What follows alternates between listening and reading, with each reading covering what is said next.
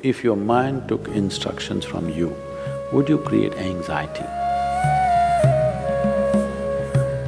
Just do the simple sadhana, all of you. You can't do any other yoga. This much you can do, isn't it? You will see, half your anxiety will start settling down. Because essentially the conflict is, there are two dimensions within you.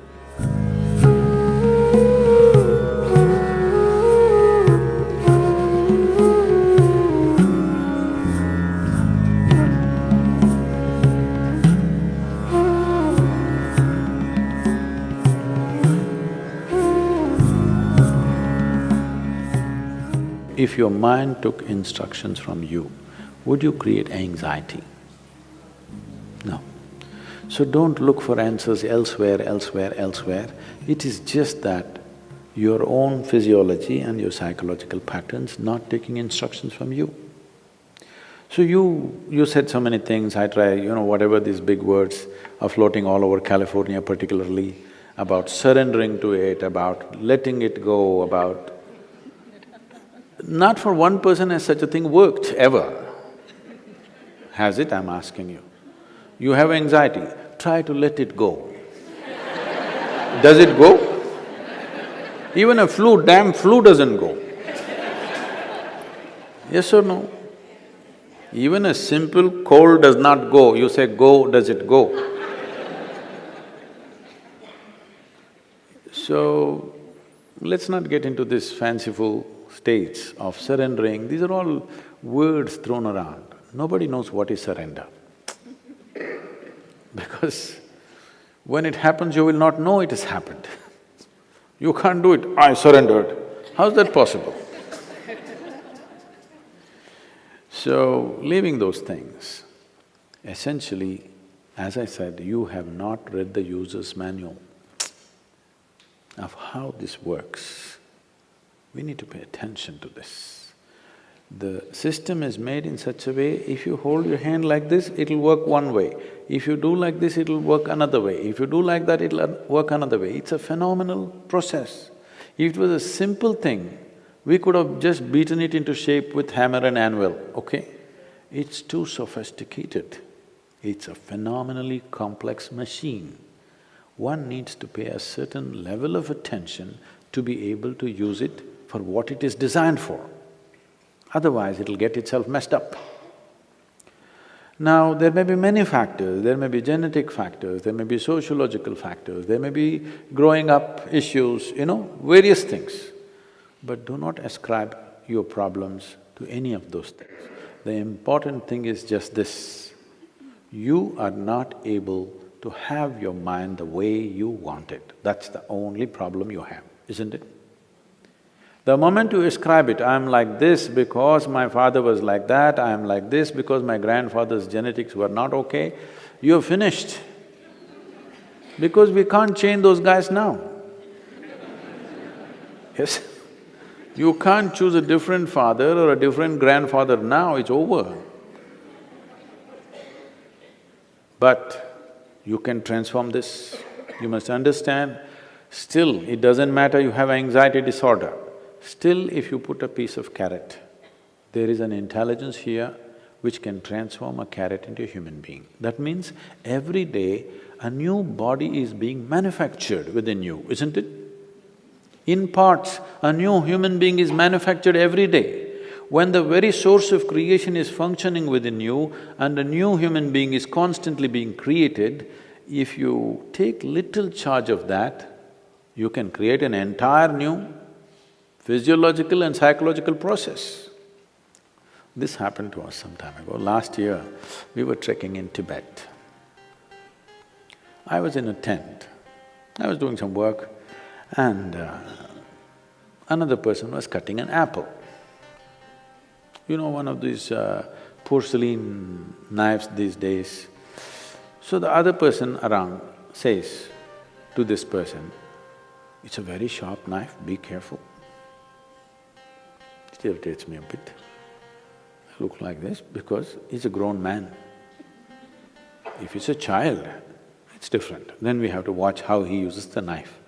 It's a full-grown man. And a knife is supposed to be sharp. If it's not sharp, why do you call it a knife? So I ignored it and continued to work. In another 2 minutes, she says again, "It's a very sharp knife, be careful." I said, "Come on, he's a full-grown man, leave him alone, he knows how to use this knife. This stupid knife can't he handle? It's not some earth-moving machinery or spacecraft or something that he doesn't know how to handle. It's a knife." She says, "No, Sadhguru, it's a very sharp knife." All right. And I continue what I'm doing. In another 2 minutes, she whispers to him, "Please be careful, very sharp." And in another 2 minutes, he cuts his finger. Then I give up, okay. This is all that's happening. This is all that's happening with life. You have an intellect for which you don't have a stable enough platform. Or in other words, you have a sharp knife, a very sharp knife a very sharp knife in your hand, but your hand is not steady. Please see, it's your own mind which is causing all this pain, isn't it? Yes or no? So you have a very sharp knife, the sharper it is, the more you cut yourself. So we don't have to blunt the knife, we just have to have a steady hand, isn't it? Nothing has been done about that. People are trying to blunt the knife with all these sedatives and nonsense. What you take is to blunt the knife. Blunting the knife is not the answer, because if you lower the possibilities of who you are, everything will be okay. If you remove half of your brain, you will be quite peaceful. Because it takes some brain to cause anxiety. If we really remove half of your brain, you will be quite peaceful and you may even be happy, actually. Nothing bothers you. You'll be okay. All right? But that's not what we're looking for. What a human being is looking for is to become limitless in some way. And if this has to happen, you have to create a steady platform. Knife need not be taken away, knife need not be blunted. Only thing is, hand needs to be steadied, isn't it? No process to do that.